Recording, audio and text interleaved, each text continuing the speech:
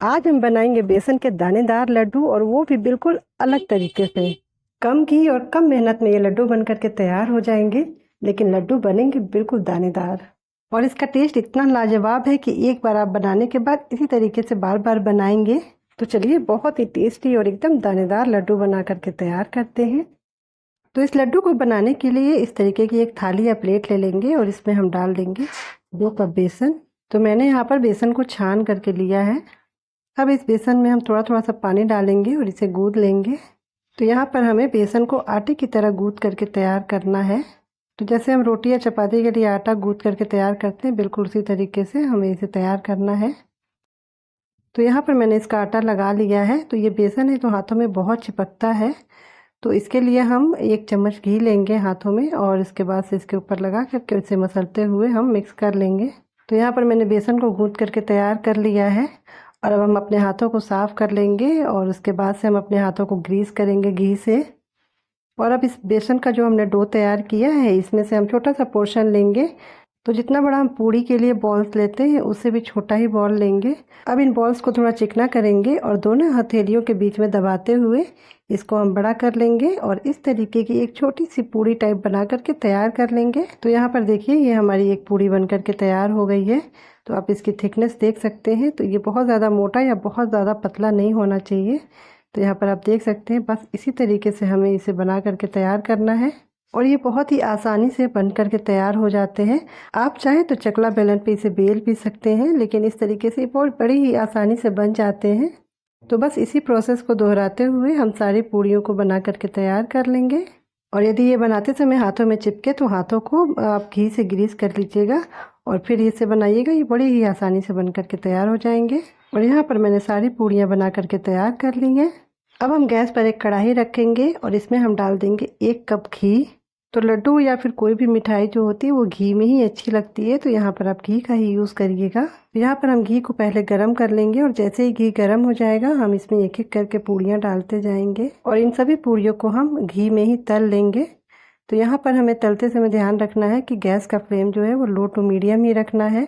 High flame पर इसे नहीं तलना है, नहीं तो ये कच्चे रह जाएंगे। तो जब एक तरफ से ये सेक जाए तो हम इन्हें पलट करके दूसरी तरफ से भी सेक लेंगे। तो इन पूड़ियों को हम उलटते पलटते हुए अच्छा सुनहरा कलर आने तक तल लेंगे। तो यहाँ पर इन पूड़ियों में अच्छा सा कलर आ गया है और ये अच्छी तरीके से पक भी गई हैं। तो अब हम इन्हें एक प्लेट में निकाल लेंगे। तो यहाँ पर मैंने इसे निकाल लिया है और अब इसी तरीके से हम बाकी की सभी पूड़ियों को तल करके तैयार कर लेंगे। यहाँ पर मैंने सारी पूड़ियों को तल लिया है और अब हम इसे एक थाली में फैला करके रख देंगे और इसे पूरी तरीके से ठंडा होने देंगे। तो अभी घी हमारा बहुत गर्म है, तो हम गैस का फ्लेम ऑफ कर देंगे और अब इसी घी में हम थोड़े से ड्राई फ्रूट डाल करके फ्राई कर लेंगे। तो यहाँ पर पहले मैंने बादाम और उसके बाद काजू को डाल करके फ्राई कर लिया है। तो घी बहुत गर्म था तो इसके लिए मैंने गैस का फ्लेम ऑफ कर दिया था और यहाँ पर देखिए ड्राई फ्रूट्स हमारे अच्छी तरीके से फ्राई हो गए हैं। तो यहाँ पर देखिए मैंने 1 कप घी डाला था और कढ़ाई में आपको सारा का सारा घी दिख ही रहा है अभी। तो जितना हमने पूड़ियों को तलने में घी यूज़ किया है बस उतनी ही घी में ये लड्डू बन करके तैयार हो जाएंगे। तो यहाँ पर मैंने ड्राई फ्रूट्स को फ्राई कर लिए हैं और अब इन्हें एक साइड में रखेंगे। अब हम गैस पर एक पैन रखेंगे और इसमें हम डाल देंगे 1 कप चीनी और इसी के साथ हम इसमें डाल देंगे आधा कप पानी। तो 2 कप बेसन लिया था, इसके लिए हम इसमें 1 कप चीनी डालेंगे। अब हम चीनी को पानी में अच्छी तरीके से घुलने देंगे और इसकी एक चाशनी तैयार कर लेंगे। तो जब तक ये चाशनी पक करके तैयार हो रही है तब तक चलिए हम अपनी पूड़ियों को देख लेते हैं। यहाँ पर हमारी पूड़ियाँ बिल्कुल ठंडी हो चुकी हैं। तो अब हम इनको छोटे छोटे टुकड़ों में तोड़ लेंगे और अब इन पूड़ियों को हम तोड़ करके ग्राइंडिंग जार में डालते जाएंगे। तो यहाँ पर मैंने पूड़ियों को तोड़ करके जार में डाल दिया है और अब हम इससे पीस लेंगे। तो इसे पीसते समय हमें ध्यान रखना है कि इसे हमें पल्स मोड पर पीसना है, मतलब कि इसे हमें लगातार नहीं पीसना है, इसे रुक रुक के पीसना है और इसे हमें दरदरा पीस करके तैयार करना है। तो यहाँ पर मैंने इसे पीस लिया है और आप देख सकते हैं कि ये बिल्कुल दरदरा पीसा है, बिल्कुल दानेदार बेसन बन करके तैयार हो गया है।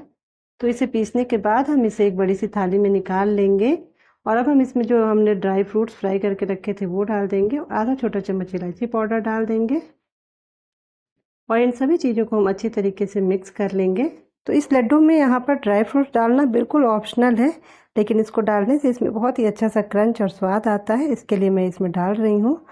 आप इस लड्डू को ड्राई फ्रूट्स के बिना भी बना सकते हैं। तो अब इसे हम एक साइड में रखेंगे और चलिए अब अपनी चाशनी को देख लेते हैं। तो यहाँ पर चीनी अच्छे से घुल गई है और 3 से 4 मिनट मैंने और पका लिया है और अब इसे चेक कर लेते हैं। तो इसका हमें एक तार की चाशनी बनाना है, तो चलिए इसे चेक कर लेते हैं। तो यहाँ पर आप देख सकते हैं कि इसकी एक तार बन रही है। तो ये चाशनी बन करके बिल्कुल तैयार है। तो अब हम एक बार इस चाशनी को अच्छी तरीके से चला लेंगे और अब हम गैस का फ्लेम ऑफ कर देंगे। और अब जो ये बेसन का मिक्सचर बना करके हमने तैयार किया है उसमें हम चाशनी को थोड़ा थोड़ा सा डालते जाएंगे और मिक्स करते जाएंगे। और अब मैंने यहाँ पर इसमें सारी चाशनी डाल दी है। तो यहाँ पर चाशनी गर्म है तो इसे आप स्पून से ही मिक्स करिएगा। जब ये थोड़े से ठंडे हो जाएंगे तब हम हाथों से अच्छी तरीके से मिक्स करेंगे इसे। तो यहाँ पर ये हल्के से ठंडे हो गए हैं तो अब मैं अपने हाथों से इसे मिक्स कर लूँगी। तो यहाँ पर इसे मैंने मिक्स कर लिया है और अब ये जब गर्म रहेगा तभी हम इसके लड्डू बना करके तैयार कर लेंगे। तो छोटे या फिर बड़े जैसे भी लड्डू आपको पसंद हो उतने बड़े लड्डू आप बना करके तैयार कर सकते हैं। तो यहाँ पर थोड़ा सा मिक्सचर हाथों में ले करके उसे दबाते हुए इस तरीके से हम लड्डू का शेप दे देंगे। तो ये लड्डू बहुत ही आसानी से बन करके तैयार हो जाती है और खाने में भी बहुत टेस्टी लगते हैं। और इसमें जो ड्राई फ्रूट्स मैंने डाले हैं ना वो खाते समय जब उनका क्रंच आता है ना तो लड्डुओं का स्वाद दोगुना हो जाता है। इन लड्डुओं को बनाने के लिए आपको बहुत ज़्यादा मेहनत करने की भी ज़रूरत नहीं है। आपको बहुत देर तक बेसन को भूनने की भी ज़रूरत नहीं है। और आपने देखा है कि ये कितने कम घी में बन करके तैयार हो जाते हैं। तो आप एक बार इस तरीके से लड्डू ज़रूर बना करके देखिएगा। ये वाले बेसन के लड्डू जो नॉर्मल बेसन के लड्डू होते हैं उनसे स्वाद में थोड़े से अलग होते हैं और बहुत ही टेस्टी होते हैं। तो यदि आपने कभी इस तरीके से बेसन के लड्डू नहीं बनाए हैं तो आप ये वाली रेसिपी ज़रूर ट्राई करिएगा। तो ये लीजिए हमारे बहुत ही टेस्टी एकदम दानेदार बेसन के लड्डू बन करके तैयार हैं। तो ये लड्डू देखने में सुंदर लगे इसके लिए मैंने यहाँ पर पिस्ता के थोड़े से कतरन लिए हैं और उनसे इसे गार्निश कर रही हूँ। तो यहाँ पर मैं आपको एक लड्डू तोड़ करके भी दिखा दे रही हूँ और यहाँ पर आप देख सकते हैं कि इसका टेक्सचर कितना अच्छा है, कितना दानेदार ये लड्डू बन करके तैयार हुआ है। तो इन त्योहारों के मौसम में आप इस लड्डू की रेसिपी को ज़रूर ट्राई करिएगा। और आपको आज का ये वीडियो कैसा लगा ये कमेंट सेक्शन में ज़रूर बताइएगा।